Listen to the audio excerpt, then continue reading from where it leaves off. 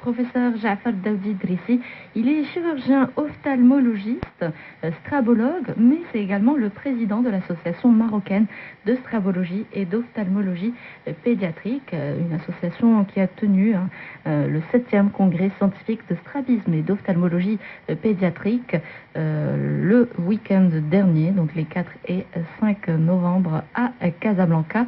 Donc notre invité est là avec nous au studio. Il va répondre à toutes vos questions, donc elles sont les bienvenues. J'ai le plaisir d'accueillir professeur Jafar Daoudi Drissi. Il est chirurgien ophtalmologiste à Casablanca, spécialisé en strabisme, strabologue donc, et c'est également le président de l'association marocaine de strabologie et d'ophtalmologie pédiatrique. Professeur, bonjour. Bonjour. Et merci d'accepter notre invitation. Merci beaucoup de m'avoir invité. Alors aujourd'hui, on s'intéresse donc au strabisme essentiellement, mais les déficiences visuelles et les difficultés d'apprentissage. Avant de commencer, professeur, qu'est-ce qu'on veut dire tout d'abord par déficience visuelle? Alors, tout d'abord, pour introduire les deux sujets, à savoir les déficiences visuelles et les difficultés d'apprentissage, ils ont tous les deux un point commun, c'est qu'ils peuvent aboutir à un échec scolaire. Donc l'échec scolaire peut être dû à un problème sensoriel, en particulier un problème de déficience visuelle, comme il peut être dû à un autre handicap auditif ou moteur, etc. Alors la déficience visuelle est définie par deux critères. Premièrement, la mesure de l'acuité visuelle et l'état du champ visuel. Donc quand l'acuité visuelle diminue, donc elle arrive à un niveau, on parle de déficience visuelle. Et donc là, on distingue les personnes qui sont malvoyantes et les personnes qui sont aveugles. Alors les personnes qui sont non-voyants aveugles, quand ils ont une acuité visuelle inférieure à un vingtième, c'est-à-dire inférieure à un dixième, ça c'est des échelles qui sont normalisées, qui permettent un petit peu d'apprécier l'acuité visuelle. Donc quand l'acuité visuelle est inférieure à un dixième, c'est-à-dire inférieure à un vingtième, on parle de personnes aveugles. Et bien sûr, on parle des deux yeux, c'est-à-dire que l'acuité visuelle au niveau des deux yeux doit être inférieure à un vingtième, et donc là, il y a vraiment un handicap. Il y a également les personnes qui sont malvoyantes, par exemple, qui ont une acuité visuelle entre un dixième et 4 dixièmes, et là également, ils ont des difficultés scolaires du fait que ces déficits doivent être à la première rangée, on doit les aider par d'autres moyens techniques pour améliorer leur acuité visuelle. Alors là, c'est pour la déficience visuelle qui peut aboutir aussi à l'échec scolaire. On passe maintenant aux difficultés d'apprentissage, et ça c'est un sujet hyper intéressant, hyper important. Ce sont là des enfants qui ont une bonne acuité visuelle, qui ont une bonne intelligence, et qui sont même avec une intelligence supérieure à la normale, mais qui présentent des difficultés, un dysfonctionnement. Et donc là, c'est par exemple la dyslexie, qui toucherait, si on dit que la déficience visuelle toucherait dans le monde 314 millions de personnes, là, la dyslexie touche le double, c'est-à-dire 700 millions de personnes, et donc constitue un problème de santé publique, que ce soit pour la déficience visuelle, que ce soit pour les difficultés d'apprentissage, et en particulier la dyslexie qui est la plus fréquente. C'est un problème, donc il peut être défini comme un trouble de l'apprentissage qui est durable, parce qu'il peut être provisoire au début, mais il est durable, sévère et persistant du langage écrit, c'est-à-dire la personne n'arrive pas à lire, elle a des problèmes d'écriture, elle se manifeste essentiellement par des difficultés dans l'acquisition et dans l'exécution automatique de la lecture. Donc il y a plusieurs types de dyslexie, et donc ceci va avoir bien sûr un retentissement psychologique. Il y a un impact sur la scolarité finalement de cet enfant. Alors professeur, en arabe ça donnerait quoi? Déficience visuelle et difficulté d'apprentissage. Alors la déficience visuelle, il y a نقص الرؤية بالعربية, c'est-à-dire نقص الرؤية. الناس اللي كيكونوا عندهم نقص بحال دابا الطفل الصغير ملي تيكون في المدرسة ما تيقراش مزيان، أول حاجة تينتبهوا الآباء والأساتذة تيقولوا خصنا ندوي عند طبيب العينين باش نشوفوا له الشوف ديالو واش ناقص ولا ما ناقصش، لأنه لما كانش تيشوف ما يمكنلوش يقرا. سي تو افي نورمال. دونك وهذا النقص الشوف عنده درجات كيف السنات، يمكن يكون شويه، يمكن يوصل حتى انه يكون الشوف ناقص على 1 على 10، وديك الساعات الا كان ناقص في عيني بجوج تكون il est déclaré aveugle, c'est-à-dire non-voyant. Non-voyant. Mais là, quand il y a 1 dixième et 4 dixièmes, c'est-à-dire là, on parle de malvoyant. Donc c'est ça, c'est Norchouf, Chouya ou la Bzef. Très bien. Et pour les difficultés d'apprentissage, صعوبات التعلم. وعسر القراءة وعسر الكتابة اللي تيؤدي للهدر المدرسي، لأن الطفل كان ما تيقراش وتيحس راسو بأنه ماشي بحال الدراري الآخرين، وخصوصا أنه ما تيعرفش يقرا، تيبداو يضحكوا عليه الدراري اللي معاه في القسم، تيكون الآباء ديالو ما تيتعاملوش معاه مزيان، لأنه هذه النقطة غادي نرجعوا لها لأنها مهمة بزاف، لأن الآباء ما خصهمش يعاتبوا الطفل لما كانش يقرا مزيان، لأنه هو ماشي مسؤول على انه ما تيقراش مزيان، عنده ان بروبليم فونكسيونيل، عنده واحد ان ديسفونكسيونمون، عنده واحد المشكل وظيفي، ماشي عضوي ولكن وظيفي، لان هو ماشي مسؤول، بالعكس خصنا نعاونوه. ماشي حيت ما بغاش يقرا ولا شي حاجه، سي كو ينيغيف با. هنا نعطي واحد المثال بسيط، وانه عندك واحد الولد اللي فيه مرض السكر، ديابيتيك، ديابيت انسولينو ديبوندون، مثلا خصو الانسولين، دونك ما غاديش تمشي عند الطبيب وتقول له علاش ولدي تيطلع له السكر، السكر خصك تعالجو، خصك تعطيه الانسولين. اذا المعامله اللي تنتعاملوا مع واحد الطفل اللي عنده ديابيت، اللي عنده السكري، غادي يكون بحال هكذاك الا كان عنده واحد المشكل وظيفي، ما كاينش فرق.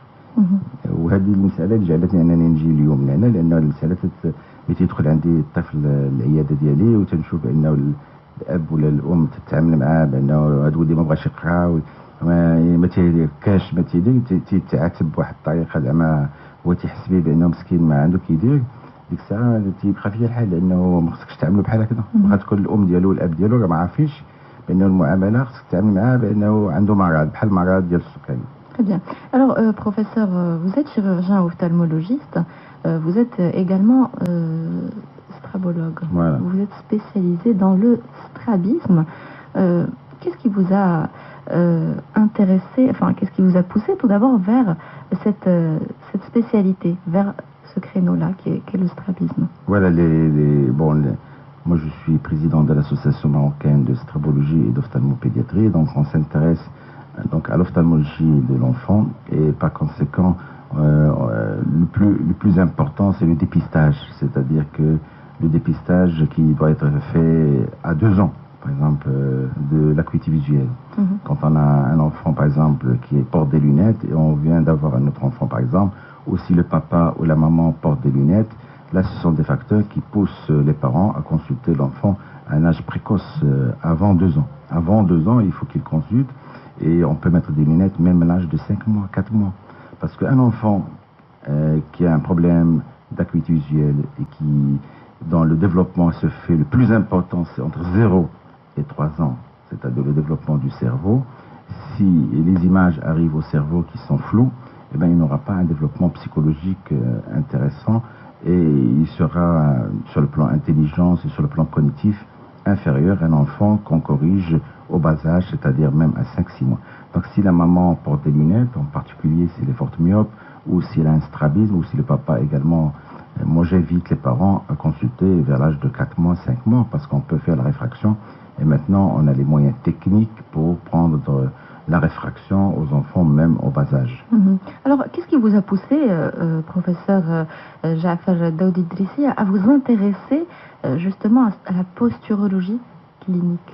Alors voilà, moi je suis strabologue, donc je traite les personnes qui ont un problème de loucherie, quelle que soit la loucherie, qu'elle soit verticale, horizontale, également les personnes qui ont des nystagmus, les yeux qui bougent, également les personnes qui ont des problèmes de torticolis, qui est dû à un strabisme, à un nystagmus, on peut traiter tout ça. Donc tous les cas se traitent, et là je rassure les parents qui ont des enfants ou des personnes qui ont des problèmes de strabisme que tout se traite. Moi ça me fait de la peine de voir quelqu'un qui a un strabisme et qui est adulte et qui ne se fait pas traiter, parce que c'est un truc qui est très simple et on peut arranger l'esthétique qui a un retentissement sur la psychologie. Tout à fait. C'est très très important, le visage, donc le plan esthétique c'est important, et donc c'est facile.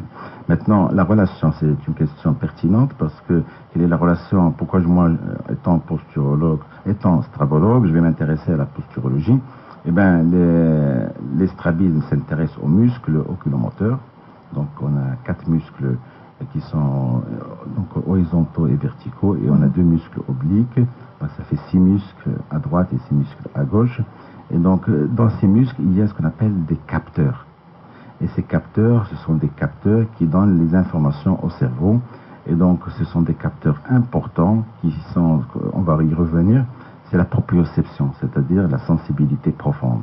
Et au niveau de l'œil, c'est surtout la proprioception, c'est-à-dire les informations qui viennent des muscles qui sont importants, beaucoup plus que l'information qui vient de la vue.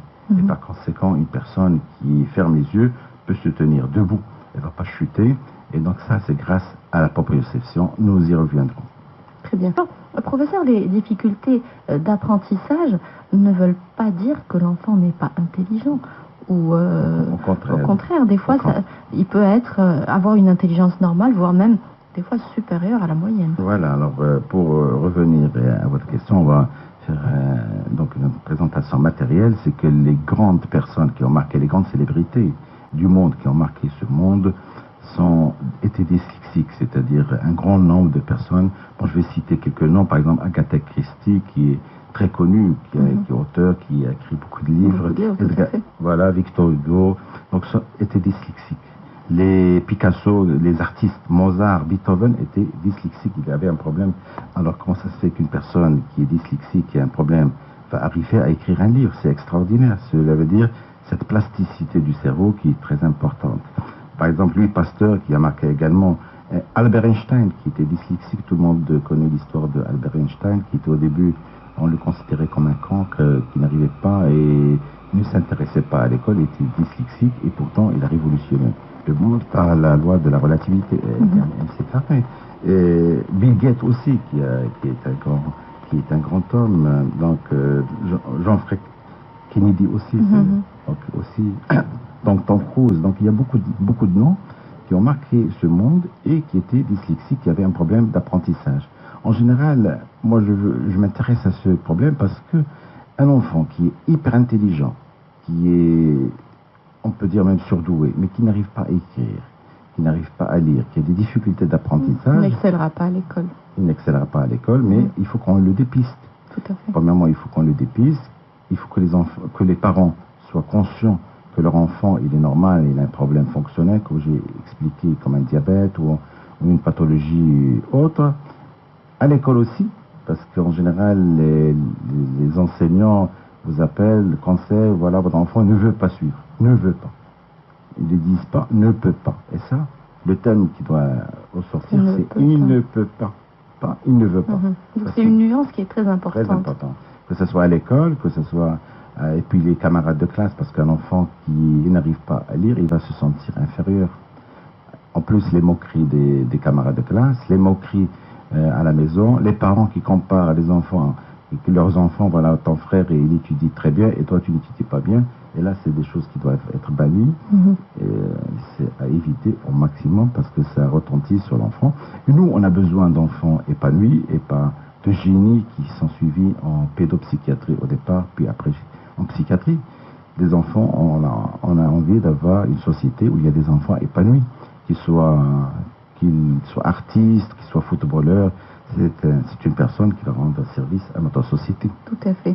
Alors, professeur, quels sont les moyens dont vous disposez pour le dépistage justement de ces soucis-là, de ces déficiences visuelles qui causent justement ces difficultés d'apprentissage? Alors, pour expliquer, on va d'abord passer par étapes. La première étape, c'est nous connaissons tous que nous avons 5 sens. Donc les 5 sens connus, l'odorat, donc la peau, le toucher, la vue, l'ouïe et le goût. Voilà, ça ce sont les 5 sens. Maintenant, ces 5 sens, il y a un autre sens, c'est le 6e sens. Et ce 6e sens, on l'appelle la proprioception. Alors beaucoup d'études ont été faites sur la personne qui a découvert la proprioception, elle a eu le prix Nobel de médecine. Et la proprioception, c'est le sens des sens. C'est un sens hyper important. Et ce sens permet la géolocalisation, c'est-à-dire permet la localisation de tous les membres et de tout. Par exemple, si vous mettez votre bras, par exemple, en arrière, et vous fermez les yeux, eh bien, grâce à la proprioception, il y a des capteurs au niveau des articulations, au niveau des muscles. Ils vont vous donner l'information de votre main où elle est. Et c'est sur ça qu'on joue pour les fameux masques de réalité virtuelle. C'est bien ça? Oui, c'est un petit peu ça. Donc, en quelque sorte, donc cette proprioception, imaginons maintenant, pour bien écrire, il faut qu'il y ait une adresse, une coordination. Et bien sûr, il faut que le cerveau ait déjà des informations, il a capté des images pour comparer. Donc, en d'autres termes, si maintenant la coordination est mauvaise, à cause de cette proprioception qui est défaillante, automatiquement, l'enfant ne va pas écrire. Parce que pour écrire, il faut que les informations rentrent et qu'ils soient correctes et la réponse soit correcte. Quand l'information rentre fausse, eh bien, la réponse ne sera pas correcte. Alors, là, je vais faire une métaphore qui est très facile à comprendre parce que c'est de l'actualité, c'est l'ordinateur. Alors, quand on a l'ordinateur, on a le disque dur ou ce qu'on appelle l'unité centrale où il y a le microprocesseur. Et puis, on a l'écran qui représente le corps parce que ce qu'on voit, on ne voit pas. Quand on est en train de travailler, on ne voit pas le microprocesseur ou l'unité centrale, mais on voit l'écran qui représente le corps. Donc, c'est ce qu'on voit. Alors, maintenant, les capteurs qui rentrent, c'est le clavier, c'est la souris, c'est le webcam, qui donnent des informations à l'unité centrale. Maintenant, quand il y a un virus qui rentre à cet ordinateur, à cette unité centrale, et les virus, c'est quoi? Vous savez que l'ordinateur que nous utilisons, il est binaire, c'est-à-dire il y a 0, 1. Maintenant, on travaille pour avoir un ordinateur quantique qui va travailler avec la vitesse de la lumière. Pour télécharger, par exemple, un film, vous pouvez le télécharger en 2 secondes. Mais actuellement, c'est l'information, elle est binaire, 0, 1. Alors, quand l'information rentre, qui est une information erronée, qu'on appelle, nous, virus, c'est ça, virus, eh bien, cet ordinateur va bugger. Et qui bug, c'est le microprocesseur, mais ce que nous voyons, c'est l'écran. Alors, vous arrivez à chercher un fichier, au lieu qu'il sorte sur le champ, il va mettre, par exemple, 1 minute pour sortir. Et donc là, c'est un bug. Et là, on ne va pas jeter cette unité centrale, bien sûr, mais on va appeler un informaticien qui va mettre un logiciel, un antivirus, et il va nettoyer cet ordinateur, et l'ordinateur commence à fonctionner comme si c'était normal. Eh bien, ça, c'est une métaphore. On va utiliser la même chose pour l'être humain. Le cerveau, c'est l'unité centrale. Les informations erronées, ils rentrent par des capteurs, et les principaux capteurs dans la proprioception, c'est l'œil. C'est la raison pour laquelle je suis là, parce que je suis ophtalmologue. Mais également, il y a la mâchoire, avec le masséter, c'est-à-dire le mandibule, la mâchoire. Et il y a également les pieds. Ça, c'est les principaux. Mais il y a également l'équilibre, c'est-à-dire le centre de l'équilibre qui se trouve au niveau de l'oreille. Alors, ces informations, quand ils rentrent des informations. Alors, quand ils sont corrects, ils vont être analysés au niveau du cerveau et ils vont donner la réponse aux muscles. Alors que ce soit les muscles striés, qui sont les muscles volontaires, c'est-à-dire quand on veut faire un mouvement, on va utiliser des muscles striés volontaires. Et puis, quand on veut utiliser un mouvement involontaire, par exemple, le fait de se mettre debout, il y a des muscles involontaires qui sont mis en jeu. Alors, cette information est traitée au niveau du cerveau, il donne une réponse au niveau des muscles, et cette réponse, quand l'information est correcte, la réponse est correcte, la personne elle est debout, normalement. Et donc il y a ce qu'on appelle cette réponse, puis elle est auto-ajustée, elle est auto-régulée. Donc c'est ce qu'on appelle le système postural. Là je suis en train de vous décrire le système postural qui permet de se mettre debout, par exemple, en fermant les yeux. Si vous fermez les yeux, vous allez vous mettre debout, et le système qui marche, c'est ça, les capteurs. Même si vous fermez les yeux, il y a les autres capteurs qui donnent l'information. Mais quand vous avez un problème au niveau du pied, par exemple des pieds plats, ou quand vous avez un problème de mâchoire, une irrégularité au niveau de la mâchoire, par exemple, les gens qui ont une mâchoire qui craque, ou qui ont des mâchoires qui est déséquilibrée, l'information va rentrer erronée, et la réponse va être erronée. Et quand la réponse va être erronée, on va avoir un problème postural. Très bien. Donc, et c'est le même processus qui entre en jeu pour les yeux. Pour la vision, pour les problèmes d'apprentissage, c'est-à-dire que quand il voit par exemple un mot, l'information qui rentre elle est erronée parce que les muscles ils donnent une information erronée parce qu'ils sont déséquilibrés sur le plan fonctionnel, c'est-à-dire ils ne vont pas fonctionner normalement. Le cerveau, comme le cerveau il va analyse, c'est automatique comme un ordinateur, il donne la réponse et cette réponse elle est automatique aussi Et comme l'information était erronée, la réponse va être erronée. Et donc, il va avoir des difficultés d'apprentissage, des difficultés de lecture. Ou, par exemple, il va mélanger le B avec le D, il va mélanger, donc il mélange l'écriture, c'est-à-dire il la voit en miroir. Donc le cerveau la voit en miroir, et lui, il voit l'information, il voit le E, mais au lieu de dire le E, par exemple, parce qu'il a vu comme ça écrit E, il va la voir à l'envers. Que ce soit pour les chiffres, que ce soit pour les lettres. Parfait. Professeur, on va se permettre une petite pause musicale. On se retrouve tout de suite après pour essayer de voir le volet traitement, comment on peut traiter ces enfants et comment on va les aider à améliorer justement leur quotidien finalement et tout leur cursus. Jafar Daoudi Idrissi, nous vous parlons aujourd'hui des déficiences visuelles et des difficultés d'apprentissage au Maroc. Alors, professeur, on a expliqué un petit peu le rapport entre la vue, les problèmes de vue et de déficience visuelle de manière générale et les difficultés d'apprentissage. Maintenant, concrètement, sur le terrain, comment vous soignez ça? Alors voilà, quand on a un enfant qui vient parce que les parents le ramènent pour un problème, par exemple, de dyslexie, normalement, il devait voir l'orthophoniste en premier pour faire un bilan. Les orthophonistes, ils ont l'habilité de faire des bilans qui sont normalisés et qui permettent de suivre le patient. Moi, je conseille de passer d'abord par l'orthophoniste qui va statuer, qui va faire le diagnostic et qui va faire un bilan initial. Après, quand le patient, les orthophonistes vont voir qu'il y a un problème postural, et moi, je vous dis que le pourcentage des personnes qui ont un problème postural, c'est plus de 95%. En d'autres termes, on a tous. Les 5% que j'ai exclus, c'est uniquement pour être un petit peu modeste, mais presque 100% ils ont un problème postural. Alors, quand on a un problème postural, l'enfant va venir, on va le faire marcher pour voir s'il a un problème au niveau des pieds, on va voir le côté morphostatique de son corps, c'est-à-dire comment il est qu'il est tordu, est-ce qu'il y a un déséquilibre sur le plan postural. Après, on va analyser la mâchoire, et là, on a des difficultés avec les enfants, surtout s'ils sont en bas âge. On examine les parents, parce que c'est un problème héréditaire, il se retrouve dans 100% des cas. Si le parent a un problème postural, il va se retrouver chez les enfants. Mais pas automatiquement, le parent doit être dyslexique pour qu'un enfant soit dyslexique. Non. Il peut avoir d'autres signes, il peut être lombalgique, il peut avoir un problème de vertige, il peut avoir beaucoup de problèmes. Une femme peut avoir des douleurs des règles, par exemple, et aussi avoir un syndrome postural. Et l'enfant va avoir une dyslexie. Alors une fois on examine, on va faire un bilan. Donc après il y a un bilan clinique, un bilan d'examen complémentaire. On a un appareil qui relie à un ordinateur qui permet un petit peu d'analyser la posture et de voir un petit peu quels sont les capteurs qui perturbent ce système postural, ce corps. Alors une fois on a diagnostiqué, on a hiérarchisé les capteurs qui sont perturbés. Là, on va faire un traitement en fonction de la hiérarchie, quel est le capteur le plus perturbant.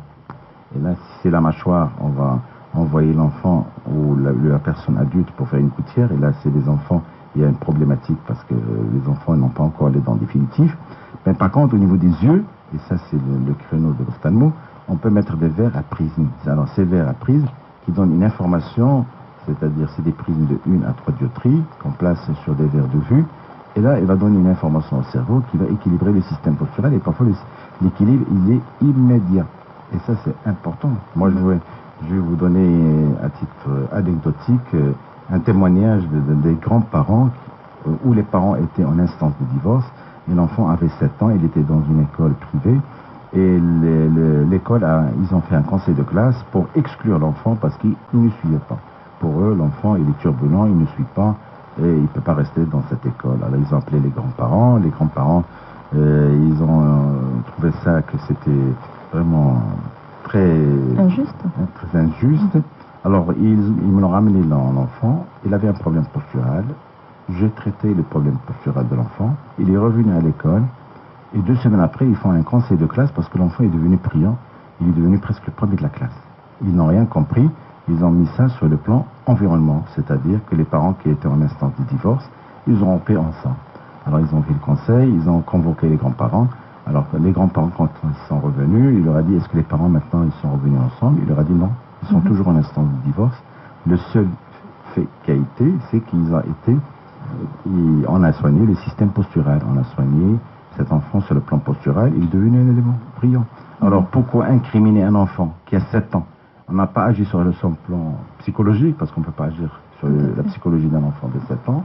On a agi uniquement sur le système postural, et cet enfant qui était le dernier, il va devenir premier. Et donc là, pour vous dire que les enfants sont irresponsables, ils ne sont pas responsables de ce qu'on appelle fainéantisme ou un truc comme ça, non.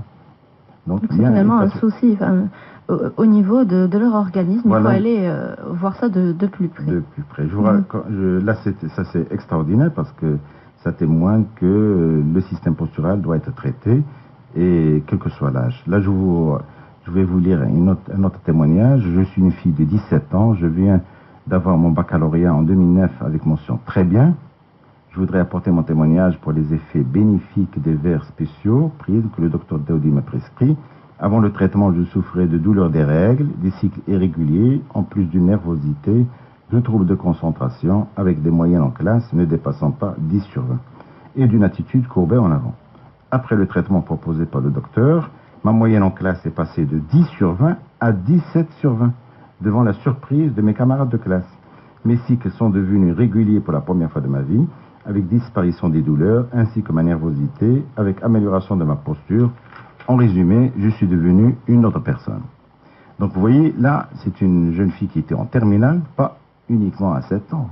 En terminale, elle avait des difficultés d'apprentissage, elle a des difficultés scolaires, et une fois on a amélioré le système postural, elle s'est transformée de 10 à 17 sur 20 devant la surprise. Finalement, il n'y a pas d'âge pour agir là-dessus. De toute façon, on dit que les enfants qui sont dyslexiques au bas âge vont faire une scoliose quand ils seront adolescents, ils vont faire de l'embalgie quand ils seront adultes, et même parmi les adultes ici, il y a des gens qui sont dyslexiques et qui compensent, c'est-à-dire soit dyslexie, soit dyspraxie, il y a beaucoup de troubles, et ces troubles, on peut vivre avec toute sa vie, on peut corriger ça à 50 ans, à 60 ans, à 70 ans.